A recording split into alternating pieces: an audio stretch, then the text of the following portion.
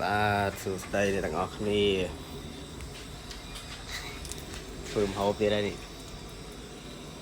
ស្លោប៉ានៅម្ដង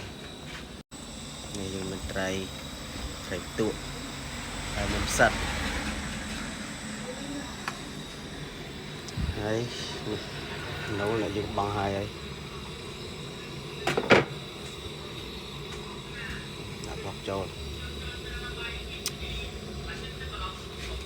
នៅហើយ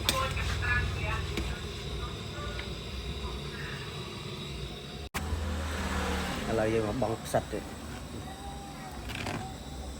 ដៃហ្មងណានិយាយច្រើន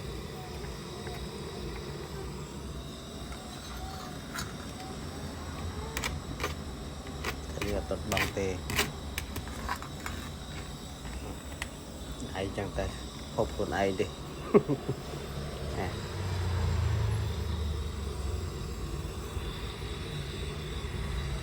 កោតិចមក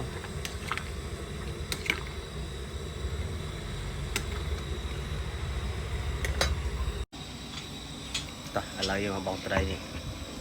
ត្រីទក់នេះពងទៀតនេះស្រែធម្មជាតិដាក់មកភ្លក់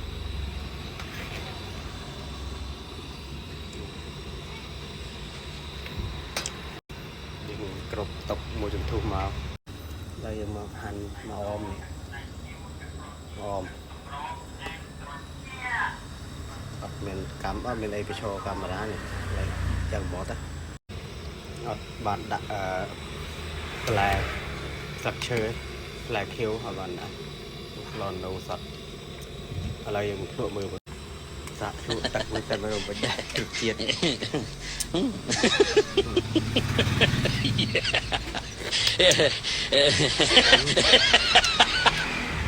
ជាតិសាហាវរកខ្លួនឯងបើមិនជាតិទៅចប់ឥឡូវយើងបងអមមកទៅចប់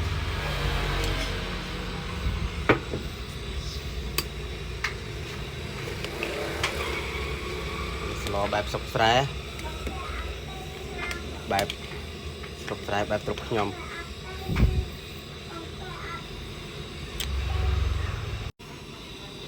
មកបើកមើលអូ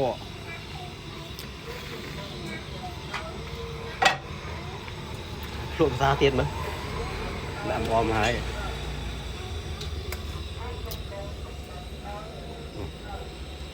តាប់ទៀតជាតិយ៉ាងនេះអត់ឡើយ